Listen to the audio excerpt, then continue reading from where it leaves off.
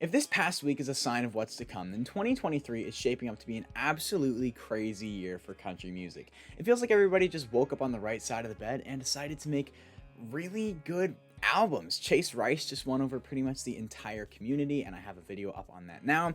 Kelsey Ballerini absolutely posterized Morgan Evans' Carly Pierce style. Parker McCollum just announced his next album, which is shaping up to be an absolute beauty. Look, there's a lot of great things happening right now in country music, and I'm doing my best to get to all of it. And today it is time to talk about, in my opinion, the most significant, the one I've been anxiously waiting for, Ernest's sort of sophomore slash third studio album.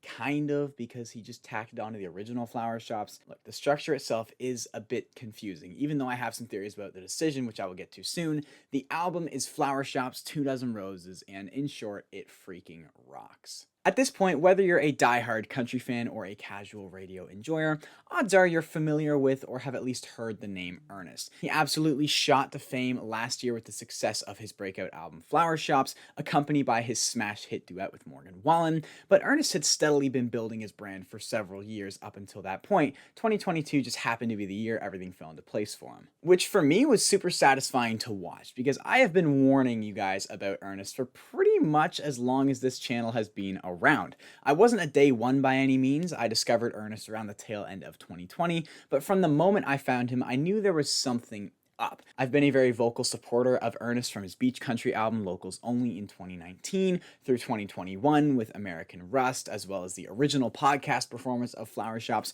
which I didn't shut up about until he dropped the studio version later that year. And then of course his album Flower Shops was my third favorite album of 2022, but now we're back again, not even a full year after the original Flower Shops. He's doubled down as the florist of country music, blessing us with Flower Shops 2 Dozen Roses. Some baseline numbers to get us set. The album is technically 24 tracks, hence the 2 Dozen Roses title, but the first 10 are from the original Flower Shops album, as well as a bonus acoustic performance of Flower Shops, meaning we really have 13 new songs, which for me, I think is the perfect amount for this new project. I'm not going to comment on anything from the original album, but if you want my thoughts on the front side, be sure to check out my review from last year. My thoughts haven't really changed much, if at all, since. Personally, I prefer to view this project as two separate works, almost like a double album with two separate sides. My only beef with this album is the fact that it's not its own album. I wish 2 Dozen Roses was its own separate entity, its own separate release within Ernest's catalog. I just feel like stylistically and thematically, they feel like their own body of work, both start and end very definitively, but for some reason they're forced to live in the same space with one tacked onto the other. And I don't like that, simply because I think it's coming at the expense of the recognition and hype this album deserves. It's being marketed as a deluxe album, which has never moved the needle or turned any heads in the streaming age, when really this is an entirely separate additional project, but it's being buried under the label of bonus content. This only bugs me because I believe in this album so much. This is one of the best mainstream country albums I've heard in a hot minute, but most casual fans probably didn't even realize it came out simply because it's hidden under the same name with a similar album cover. This album should have had the same level of hype the original Flower Shops had, but it just didn't. If I had to guess, I would imagine they opted for the deluxe model for the sake of familiarity, but to that I would argue they didn't have to give up the floral themes. Just call this album 2 Dozen Roses and have the album cover be Ernest in a field of flowers or something. I don't know, it just gets to me, but that's my only beef with this entire project. It's time to talk about the actual music because, as I said, this thing is awesome. First off, just to clear up any potential confusion, moving forward, if I say Flower Shops, I'm referring to the original 10-track album from 2022, and if I say 2 Dozen Roses, I'm referring to the new 13 tracks. To me, 2 Dozen Roses is the perfect evolution from Flower Shops. Truthfully, I was skeptical Ernest would ever be able to top Flower Shops, and although the OG will forever hold a special place in my heart, 2 Dozen Roses is by far Ernest's most fleshed out, ambitious release to date, and by far his most country. Even though sonically Flower Shops was a very organic, steel-driven palette, there were still plenty of moments where you could feel the pop and R&B influences on tracks like What It's Come To or Some Other Bar, but 2 Dozen Roses is entirely country with no exceptions. And even though I've always thought Ernest has pulled off pop country pretty well, like his Locals Only album in 2019, there is something to be said about how well he transitioned into this exclusively country sound while still keeping it very Ernest. Like I said, this album is much more of a stylistic evolution than it is a stylistic change. Big career pivots and musical shifts can be great. I mean, just look at Chase Rice's new album. But I think there's something special about seeing an artist's sound develop and evolve over time. When I think about the step from Flower Shops to 2 Dozen Roses, it very much reminds me of Midland going from On the Rocks to Let It Roll. On the Rocks laid the foundation they would build upon, but Let It Roll was their big statement where they pulled out all the bells and whistles, truly showed off what they were capable of doing. So even though I still prefer On the Rocks, to me, Let It Roll was their biggest statement of an album, and that's exactly how I feel about Ernest currently, and I think musically you can draw a lot of similarities between the two, which if you know me is probably why I love this album so much. As for which side I prefer, it's darn near impossible to choose, but I definitely think 2 Dozen Roses does a better job of showing off what Ernest is all about. I think 2 Dozen Roses is a better pitch if you're trying to introduce someone to Ernest for the first time. As for the songs themselves, I truly don't think there's a weak link here. There's no songs I could go without or I think should have been cut, and that's pretty rare for mainstream albums. And even though I generally cling to slower, sadder songs, I found with this album, I think the most energetic moments are where it shines the brightest. I think this album's strongest moments are its most upbeat, most driving tracks like Burnout, Wild Wild West, This Fire, and several others. This Fire is the song that opens the album, and despite being pretty unorthodox with all the rhythm changes, if it were up to me, I think this right here should be the next single. I heard it performed really well at the Opry, it seems to be really landing with people, and I can see why. It's very whimsical and infectious. That opening verse, which is very self-deprecating, is super humorous and catchy, but then the chorus falls in and absolutely slaps. So even though it may be a risky choice, I would be really interested to see how it does if they ever chose to push it as a single. After that, we enter this stretch of very Western, somewhat sophisticated songs like Wild Wild West, The Hill, and Burnout, all of which I absolutely love. Wild Wild West is just a great, high-energy, quick-paced banger, but I'm in love with the way Burnout starts, all sophisticated with the layered guitars, but as soon as the chorus hits, it is full steam ahead. I cannot wait to listen to this one once the weather gets a little warmer, and I also think they're going to play insanely well live. Then from there, the album hits somewhat of a smooth patch with Nothing to Lose, songs we used to sing, and Done at a Bar, all of which to me are just a chef's kiss. I'm a big sucker for smooth, lush production, and that's exactly what these songs are. Musically, with the strings and the steel, they do remind me a lot of Midland back in their Let It Roll era. In general, just a very fresh take on the neo-traditional sound that seemed to sprout up there in 2019. To me, Done at a Bar is one of the glaring highlights of the album. It is just like the definition of solid, although I can't help but notice the melody is darn near identical to the Scotty McCreery song, It Matters to Her. But in my opinion, that was the biggest jam on Scotty's last album, so you know, it's not a bad hook to borrow. It's easier said than done at a bar. It matters to her, it stays on her mind. If you mean what you say, we wouldn't be where we are. When you put her first, every single time.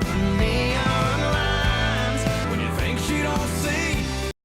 But all that said, it's been the 16th track, Nothing to Lose, that has begun separating itself as the dark horse on the album for me. Say goodbye, keep on running through the same red lights. And I think it's a great example of one of Ernest's biggest strengths, his chord progressions. He loves throwing in all sorts of 7th and major 7th chords and lots of unexpected minors that just feel very bluesy and just add so much musical color that you don't come across very often. The final stretch of this album is a pretty organized blend of fun drinking songs along with some more somber blue tunes like Unhang the Moon and What Have I Got to Lose, both of which are truly showstoppers, easily the most grand moments on the entire album with their massive orchestral builds and classical guitar licks.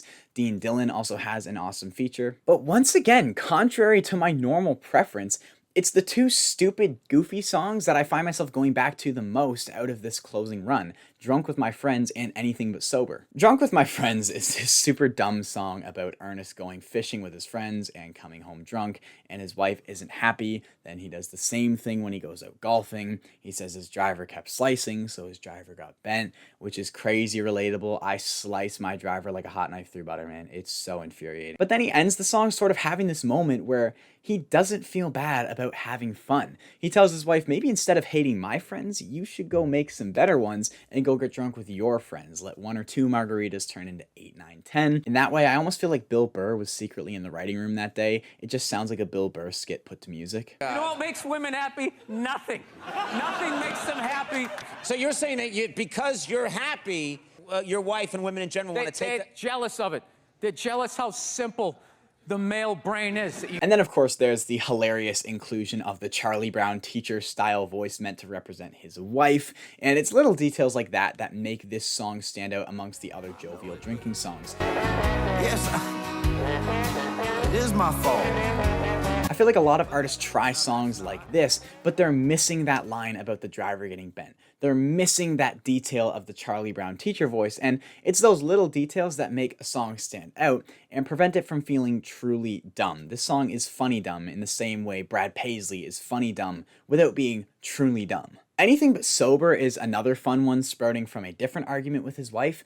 Glad to see their marriage is going well so far. This time his wife tells Ernest that he has to quit drinking, but he cleverly finds a little loophole and replaces alcohol with marijuana and a variety of other drugs to fill that void. And he's just saying, hey, I didn't break our promise. I'm not drinking, but honey, I'm anything but sober. Apart from being just another funny moment, I also think this track highlights another one of this album's biggest strengths, the melodies. There is not one melody on this entire album that went in one ear and out the other. They're also catchy and engaging, and most importantly, unpredictable. I feel like a lot of mainstream melodies, they feel very similar, and as a result, they feel predictable, which leads to them sort of floating past unnoticed. But on this album, every melody lands and sticks, even when I didn't think they would, like the song The Hill, which I was enjoying, but I was caught off guard by the extension of the chorus. Loving you till I'm gone.